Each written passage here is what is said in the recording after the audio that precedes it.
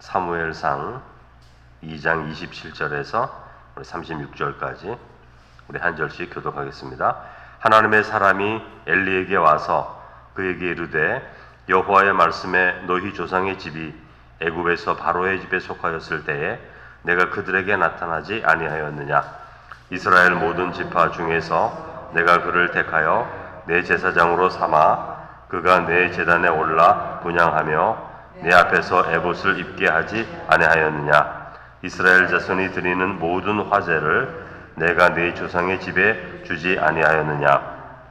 너희는 어찌하여 내가 내 처소에서 명령한 내 제물과 예물을 밟으며 내 아들들을 나보다 더 중히 여겨 내 백성 이스라엘이 드리는 가장 좋은 곳으로 너희들을 살찌게 하느냐?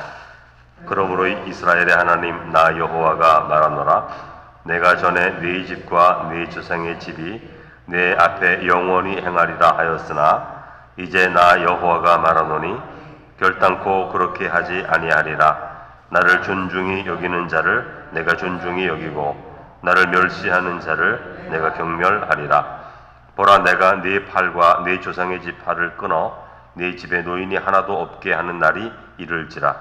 이스라엘에게 모든 복을 내리는 중에 너는 내 처소의 환난을 볼 것이요 네 집에 영원토록 노인이 없을 것이며 내 제단에서 내가 끊어버리지 아니할 네 사람이 네 눈을 쇠잔하게 하고 네 마음을 슬프게 할 것이요 네 집에 출산되는 모든 자가 젊어서 죽으리라. 네 두 아들 홈리와 비느하스가 한 날에 죽으리니 그 둘이 당할 그 일이 내게 표징이 되리라. 내가 나를 위하여 충실한 제사장을 일으키리니 그 사람은 내 마음 내 뜻대로 행할 것이라. 내가 그를 위하여 견고한 집을 세우리니 그가 나의 기름 부음을 받은 자 앞에서 영구히 행하리라. 그리고 네 집에 남은 각 사람이 각기 와서 은 한 조각과 떡 한 덩이를 위하여 그에게 엎드려 이르되 청하노니 내게 제사장의 직분 하나를 맡겨 내게 떡 조각을 먹게 하소서 하리라 하셨다 하니라. 아멘. 자, 오늘 말씀은 엘리와 엘리 가문의 엘리 집안에 대한 하나님의 심판의 말씀이죠. 우리 지난주 금요일까지 본 말씀에는 엘리의 두 아들이 홈리와 비느하스 제사장인데 하나님의 제물을 자꾸 자기 마음대로 건드리잖아요. 그 말씀에 대한 심판의 말씀을 이제 하십니다. 우리는 하나님께서 엘리의 가정을 심판하셨어요. 심판. 우리가 늘 신앙생활하면서 잊어버리는 거, 하나님 심판하시는 분이시다. 하나님 사랑하는 분이다. 자꾸 듣다 보니까 심판하시는 것은 모르는, 하나님이 심판의 주권자인 것을 잊어버리는 경우들이 많아요. 하나님 심판하시는 분이다.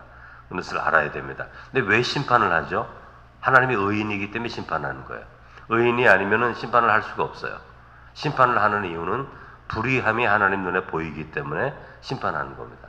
하나님은 거룩한 분이거든요. 그러니까 여러분, 예를 들면 사람도 마찬가지 아닙니까? 굉장히 정의로운 사람이 있다고 생각해 보면 불의한 것을 보면 가만히 있지 못하는 것처럼 하나님은 의로우신 분인데 죄악이 눈에 보이시면 사랑이시기 때문에 그걸 참으시고 또 기회를 주시지만 돌이키지 않을 때 그 죄악을 심판하시는 것은 하나님의 그냥 본성이에요. 우리가 자녀를 가리킬 때 자녀가 너무 어긋난 길로 가면 그 자녀에게, 어린 자녀에게 예를 들면 제재를 해야 되지 않습니까? 그게 심판이죠. 그러니까 옳은 길로 돌이키게 하려고 심판을 하시는 것이죠. 그러니까 하나님께는 심판의 속성이 있다는 것을 우리 잊어서는 안 됩니다. 뭐 큰 죄만 심판하시냐? 그렇진 않아요. 작은 죄도 심판하시는 거죠. 그러니까 하나님의 말씀을 벗어났을 때, 지속적으로 벗어났을 때 하나님께서 돌이키게 하기 위해 심판을 하십니다. 심판이 없으면 하나님이 계신지를 몰라요. 심판이 없으면 이게 하나님의 뜻이구나, 이걸 돌이켜야 되는데 돌이키질 않죠. 그렇기 때문에 심판은 하나님의 속성에서 반드시 필요한 것이다. 그걸 우리가 알 수 있습니다. 특별히 엘리와 그 가족들이 심판을 받는 이유는 이 제사장이기 때문에 그런 거죠. 하나님 앞에 맡겨진 직분이 큰 겁니다. 똑같은 인물이, 사람인데 직분이 다르잖아요. 사람이 직분이 맡겨진 일이 다른데 그 맡겨진 일이 제사장, 하나님과 사람 앞에서 중보하는 일인데, 여러분 제사장이 의도적인 죄악을 행하면 백성들이 영적으로 굉장히 악한 영향력을 받게 돼 있잖아요. 그러므로 하나님께서 더 큰 벌을 물을 수밖에 없는 것입니다. 특히 우리가 읽은 2장 25절, 지난번에 읽은 2장 25절에 이렇게 말씀하시죠. 사람에게 범죄한 것은 하나님이 중재하신다. 우리 말씀에는 심판하신다 이렇게 나와 있는데 말이 잘 맞지가 않아서 제가 여러 성경을 찾아보니까 중재하신다는 번역이 맞는 번역인데, 우리가 사람들에게 범죄를 하면 하나님이 중재해 주신다. 그러나 하나님께 직접 죄를 범하면 누가 중재하겠느냐, 그렇게 말씀하시는 거죠. 그 중재하는 이가 굉장히 중요한데, 너희들이 하나님께 죄를 직접 지면 누가 중재하겠느냐, 그렇게 말씀하시는 거예요. 홈리와 비누아스가 하나님의 재물을 자꾸 탈취하니까 그런 말씀을 주신 것입니다. 중재할 자가 없어요. 그러니까 심판을 받게 되는 것이죠. 먼저 27절에서 29절을 보면 하나님의 사람이 엘리에게 와서 이제 말씀을 시작합니다. 이게 심판의 말씀인데, 가장 먼저 27절에 어떤 말씀을 하시냐면, 너희가 애굽에 있을 때, 바로 지배하에 있을 때 내가 너희 가문을 제사장으로 선택을 했다. 제사장으로 삼았다. 이렇게 말씀을 하시는 거예요. 그러니까 하나님이 너희들이 의로워서 선택하는 것이 아니라 하나님의 은혜로 너희를 제사장으로 선택했다. 하나님 앞에 제사 드리는 자로 그 직분을 맡겼다. 그 말씀을 하시는 거예요. 그러니까 너희들이 은혜로 선택을 받은 자들이다. 먼저 그 말씀을 하시고, 28절에 보면 제사장으로 하는 세 가지 역할을 맡겼다. 그게 뭐냐면 제단에 올라 분향하고 에봇을 입는 것. 제사장으로 구별된 옷을 입고 하나님께 분향을 하고, 그리고 제단에 올라 제사를 짓는 것, 하나님 앞에.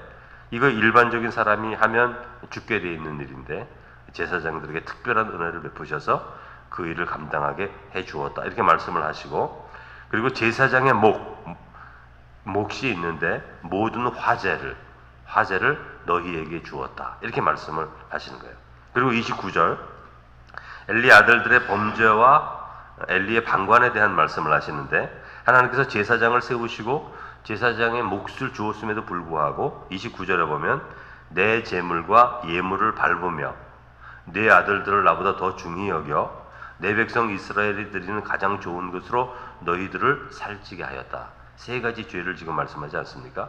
그래서 첫 번째 죄가 뭐냐면 내 제물과 예물을 밟았다. 이렇게 말씀하시는데, 엘리 아들과 엘리의 죄악을 말씀하시는 것인데, 지난번 새벽에 본 것처럼 세 살 갈고리를 가져와서 하나님의 제물을 물에 삶을 때, 솥에서 삶을 때 세 살 갈고리를 가져와서 물에다 쿡 찔러서 건져내는 것으로 자기 것을 삼았다. 그러니까 가장 좋은 것을 건져낼 수 있는 거죠.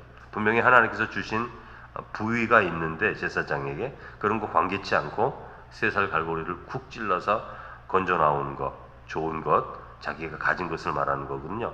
근데 자기 마음대로 취한 이것을 하나님께서 뭐라 그러시냐면 내 재물과 내 예물을 밟았다, 멸시했다, 업신여겼다, 그렇게 말씀하는 거예요.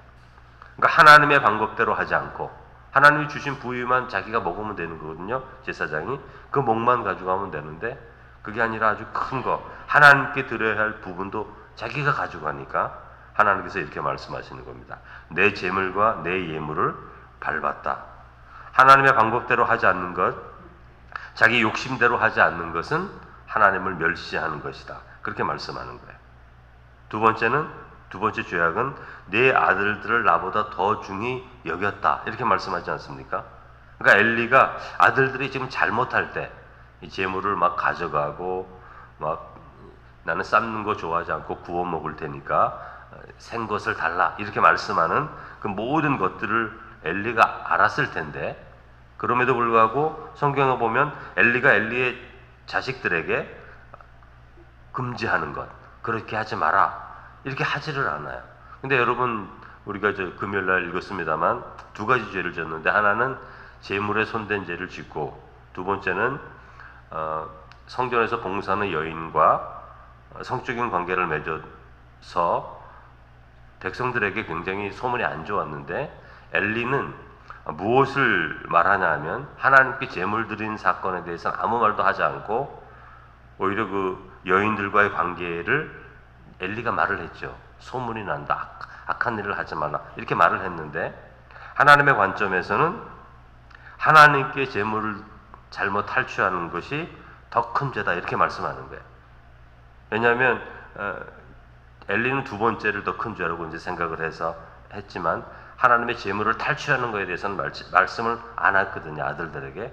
근데 그 하지 않은 말, 그 말을 지금 하는 겁니다. 하나님께서 아들들을 나보다 더 중요히 여겼다. 너희 아들들이 하나님께 드리는 제물을 그렇게 탈취하는데 그거에 대한 교정을 하지 않은 거죠. 방관한 겁니다. 그러니까 방관이라는 것은 적극적으로 참여한 것은 아닌데, 그들이 죄를 지을 때 그걸 인정한 거예요. 의도적으로 인정한 것이나 마찬가지죠. 여러분, 죄를 방관하는 것이 죄라는 것도 알아야 됩니다. 어떤 사람이 뻔하게 죄를 짓고 있는데 그걸 그냥 가만히 있는가, 여러 가지 이유로 저 사람이 죄를 짓는 게 나에게 유익이 될 수도 있어요. 어떤 사람에게. 그건 가만히 있습니다. 하나님은 그걸 보신다는 거예요. 그것은 죄이기 때문에 엘리에게도 심판을 하는 겁니다. 아들이 범죄하는데 그냥 가만히 있는 거예요. 그것은 죄가 된다는 것을 우리가 알 수 있습니다. 그렇다면 어떤 사람이 죄를 지으려고 그럴 때 그것을 죄를 못 지게 하는 사람이 있다면, 아니면 죄를 예방하는 사람들이 있잖아요. 지혜로운 사람들은. 그런 사람들은 어떨까요? 하나님께 복받는 일을 하는 거죠. 하나님이 상을 주실 것입니다. 세 번째 죄는 뭐냐면 하나님의 것으로 너희를 살찌게 했다. 하나님은 분명히 제사장의 몫을 정해줬어요. 부위도 정해주시고 다 정해줬는데, 오히려 엘리의 두 아들은 하나님의 것, 더 좋은 것, 자기가 탈취하려고 했거든요. 너희가 하나님의 것으로 살찌었다, 이렇게 부정적인 말씀을 하는 것입니다. 하나님의 것을 욕심낸 것에 대한 심판의 말씀, 세 가지 심판을 이제 하시는 것이고요.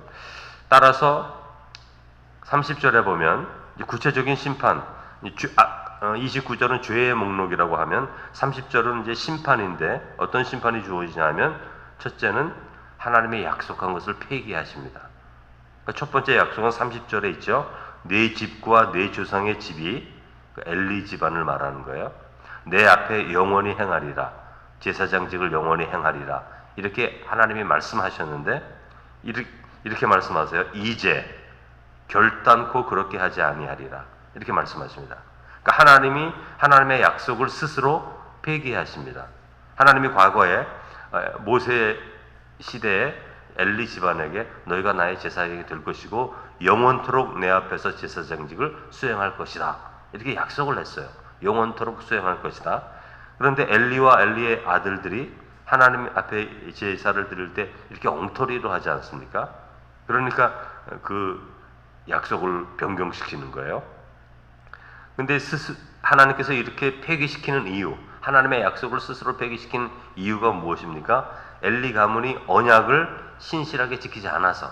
우리 신명기서 말씀드릴 때 중요한 게 뭡니까? 언약, 하나님의 언약인데 하나님의 언약을 신실하게 지키지 않으면 폐기되는 거예요. 그러니까 하나님과 하나님의 백성들이 언약의 관계라 그랬어요. 언약의 관계. 여러분, 부부 관계와 똑같죠? 부부가 언약의 관계입니다. 언약의 관계. 언약을 깨면은 깨어지는 거예요. 그래서 예수님께서도 만약에 간음을 하면 서로 이혼하라, 그 말씀을 인정을 해주는 이유가 언약을 깼기 때문에 그런 거거든요. 근데 그 결혼 관계가 똑같은 거예요. 성경에서는 하나님과 이스라엘 백성들을 신부와 남편으로 이렇게 비유를 하는데, 그 언약을 깨기 때문에 그게 이제 이혼이 된다, 이런 비유를 가지고 이스라엘 백성과 하나님과 관계를 말씀하시는 적이 있어요. 그러니까 하나님은 약속을 변경시키신다. 언제? 하나님의 백성들이 그 언약을 깨뜨릴 때 변경시키신다는 거죠. 그러나 하나님께서 계속 기회를 주시죠. 돌이키도록. 근데 돌이키지 않는다면 하나님은 언약을 폐기하신다, 그 말씀을 하는 거예요. 그래서 우리 어떤 분들은 하나님의 언약이 영원하시지 그렇게 말씀하시는데 그렇지 않잖아요. 그 말씀에 언약을 폐기하십니다. 언약을 깨버릴 때 이스라엘 백성들이 우리가 분명히 이것을 알아야 돼. 이것도 왜 이렇게 하시죠? 하나님이 의의 하나님이기 때문에 그러는 거예요. 의의 하나님이시기 때문에. 그리고 두 번째 죄의 심판은 하나님이 그 기준에 대해서 말합니다. 왜 내가 이렇게 심판을 하는지에 대한 기준인데, 나를 존중히 여기는 자를 내가 존중히 여기고 나를 멸시하는 자를 내가 경멸하리라, 이렇게 말씀하십니다. 그러니까 하나님을 존중히 여기는 삶, 이게 무슨 삶이죠? 십계명의 제1계명이거든요. 하나님 외에 다른 신을 있게 하지 마라. 하나님이 가장 중요한 삶의 기준, 가치, 원리가 되어야 된다는 겁니다. 다른 거 소용이 없는 거예요. 내 생각 아니에요. 하나님의 뜻 안에서 제1계명, 하나님이 기준이 되어야 되는 거죠. 31절에 보면 또 심판을 말씀하시는데, 엘리 집안에 대해서 내 집에 노인이 하나도 없게 하는 날이 이를지라, 이렇게 말씀하세요. 무슨 뜻입니까? 너희 가문이 앞으로 일찍 죽게 된다. 장수하는 사람이 없을 것이다. 이렇게 말씀하는 거예요. 그러니까 제1계명을 어긴 엘리 제사장 집안에 내린 심판은 오래 사는 자가 없을 것이다. 그렇게 말씀하는 거예요. 그래서 33절에 또 보면 엘리 제사장 가문이 이제 앞으로 몰락을 하게 됩니다. 그 가문 자체가. 근데 그 살아남은 자도 힘이 약해지게 되고 모든 자가 젊어서 죽게 될 것이다. 이렇게 말씀을 하세요. 근데 이 말씀을 들을 때 우리가 좀 기분이 좀 언짢은 생각이 들 때가 있는데, 왜 그러냐면, 아니 이 심판의 말씀들이 범죄한 당사자들에게만 적용되는 것이 아니라 왜 그 후손들에게도 연결이 되는가? 우리가 이런 생각을 할 수 있어요. 왜냐하면 여러분, 아무리 악한 사람들이라도, 하나님 앞에 범죄하는 사람들이라도 그 후손들 가운데 좋은 사람이 꼭 있거든요. 꼭 있거든요. 왜냐하면 우리가 이스라엘 백성들 왕을 보면 알 수 있어요. 왕들이 범죄를 하는데, 아버지 왕은 범죄를 하는데 그 아들 왕에 가서는 또 선한 일을 하거든요. 그 일이 변한단 말이죠. 근데 오늘 말씀을 보면 그런 예외 조항이 없어요. 그냥 엘리와 엘리 가문에 대해서 전체적으로 이렇게 몰락시킬 것이라는 것을 하나님이 그냥 약속을 해버리는 거예요.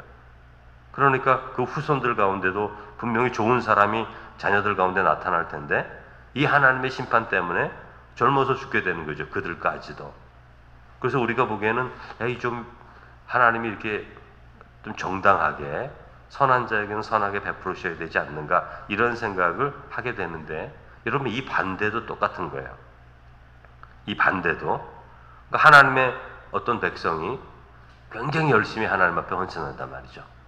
그럼 하나님이 너무 기쁘셔서 내가 너의 가문을 앞으로 축복할 것이다, 이렇게 말씀하면 저 후손들은 아직 태어나지도 않았는데 그 조상들의 헌신과 충성 때문에 자기들 복 받는 거예요. 그러니까 이게 똑같은 거예요. 하나님께서 이랬다 저랬다 하시는 것이 아니라 하나님이 이렇게 일하시는 분이시구나, 그걸 알 수가 있는 것입니다. 34절에서 36절을 보면 엘리 제사장 가문의 몰락에 대한 예언의 말씀인데, 이 예언의 말씀이 솔로몬 시대에 그대로 성취되는 것을 이제 나중에 여러분이 이제 보게 될 텐데요. 엘리 제사장 가문은 35절에 보면 다른 제사장 가문으로 대체가 됩니다. 대체가 되는데 어떤 가문이죠? 이게 사독 가문이에요. 사독 가문으로 대체가 되고 솔로몬 시대에 그렇게 돼요.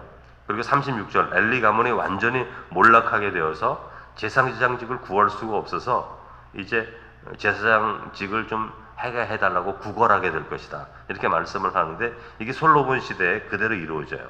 엘리 후손인 아비아달이라는 제사장이 있었는데, 이 아비아달이라는 제사장은 솔로몬을 왕을 세우는 일에 참여를 안 해요. 사독 제사장은 참여합니다.